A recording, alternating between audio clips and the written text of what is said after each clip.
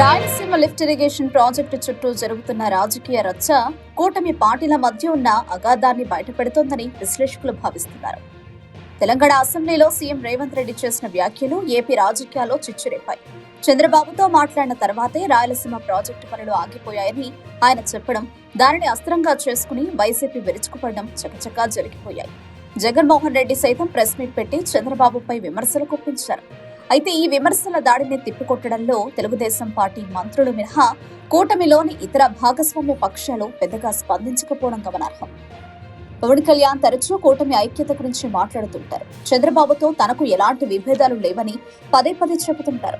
కానీ ఆచరణలోకి వచ్చేసరికి సీన్ రివర్స్ అవుతుందని ప్రజలు అనుకుంటున్నారు.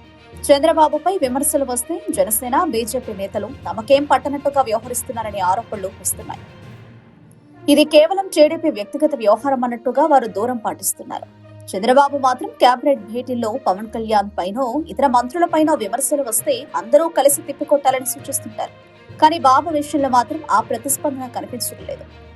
కూటమిలో పార్టీల మధ్య సయోధ్య నిజంగా ఉందా, లేక అది కేవలం పైపై మెరుగులకే పరిమితమా అనే సందేహం సామాన్య ప్రజల్లో కలుగుతోంది. ఒక ముఖ్యమైన ఇరిగేషన్ ప్రాజెక్టు విషయంలో సొంత కూటమి నేతలే మద్దతుగా నిలవకపోతే ఇక ఐక్యత ఎక్కడ ఉందని విపక్షాలు ప్రశ్నిస్తున్నాయి. పవన్ కళ్యాణ్ పదే పదే కూటమి ఐక్యత గురించి నొక్కి చెప్తున్నారంటేనే లోపల ఏదో గ్యాప్ ఉందనేది స్పష్టమవుతుంది. ఆ గ్యాప్ ను పూడ్చకపోతే భవిష్యత్తులో ఇది కూటమి మనుగడకి ప్రమాదకరంగా మారే అవకాశం ఉంది.